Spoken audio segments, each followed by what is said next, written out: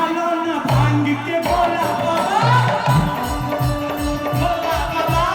खालो ना अरे जियो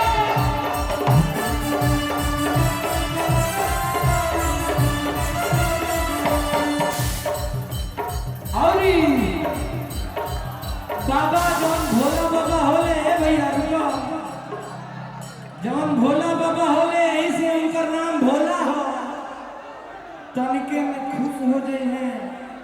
और तनिके में रिसिया जाए हैं तनिके में घुसिया जाए हैं माई प्रणाम माई भी इतना चाव से भजन सुनता होगा नहीं तब सब केहू जानता है यही से वहाँ के नाम भोला हो तो भगत बाबा से कहता रे कि काहे रूसल वाला हो या खोला हो काहे रूसल वाला हो या खोला हो अरे मुख से कुछ हो अरे काहे रूसल वाला हो या खोला हो मुख से कुछ हो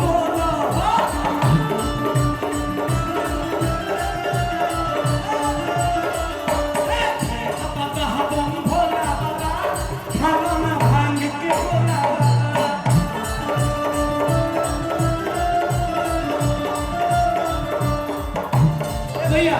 थोड़ा और बजा दीजिए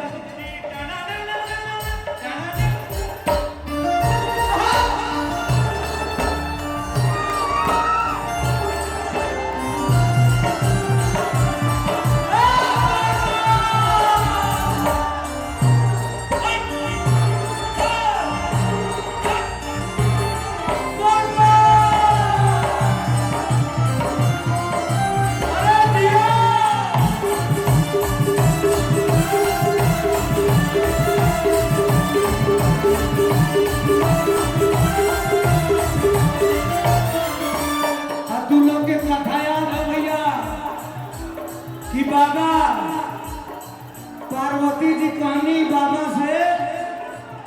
ये भोले दानी अरे पूरा दुनिया के कुछ न कुछ देवे ला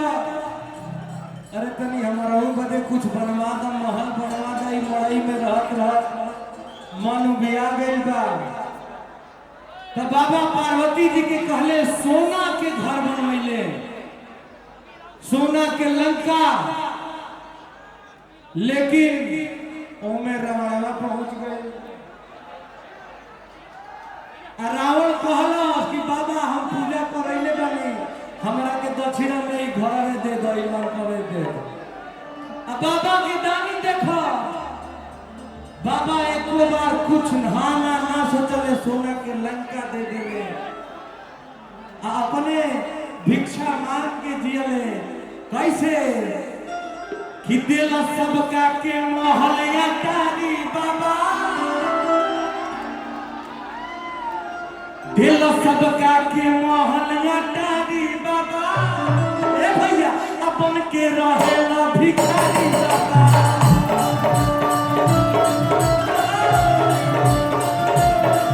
दिल सबका के महलिया तारी बाबा अपन के रहेला भिखारी बाबा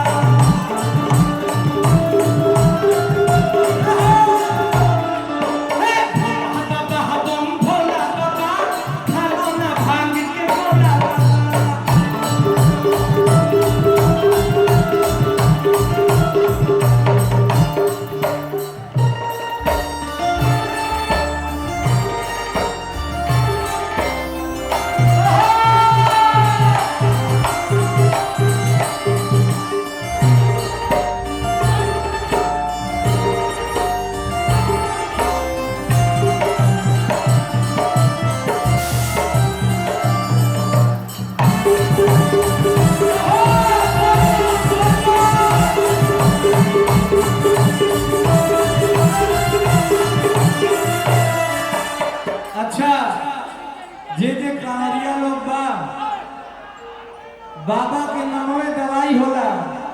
कांवर लेके बोल केतनो गोड़ पिराता गोड़ में फोड़ा पड़ गई बा लेकिन कांवर लेके बोल बम बोल बम बोल बम बोल बम बोलत बोलत पार लग जाला का भैया अब बोल बम काहे कहेला लोग? काहे से कि बाबा के गोहरावे के पड़ेला। हमरा साथे बाबा के गोरैबा लो, सबका बोले के बा बाबा हो, हे बाबा। अरे तनी भगतन पर ध्यान दे दो।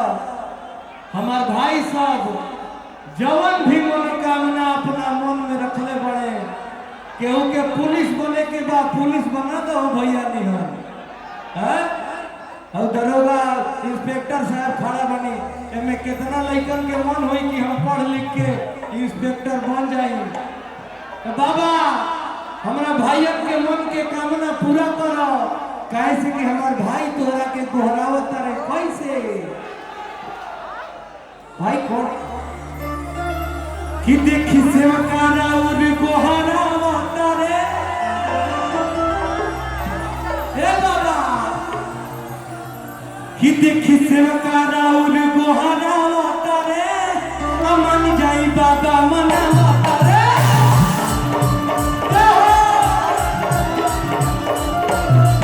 देखी सेवकारा और गोहरावत रे,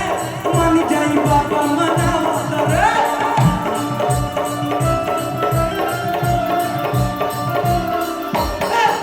बाबा हम भोला बाबा, खाना ना भांग के भोला बाबा।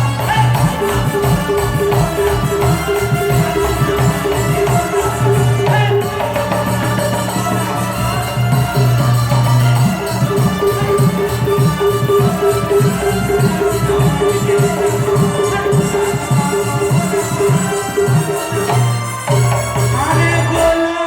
बाबा, भोला बाबा की।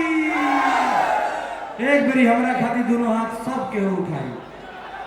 सब के हो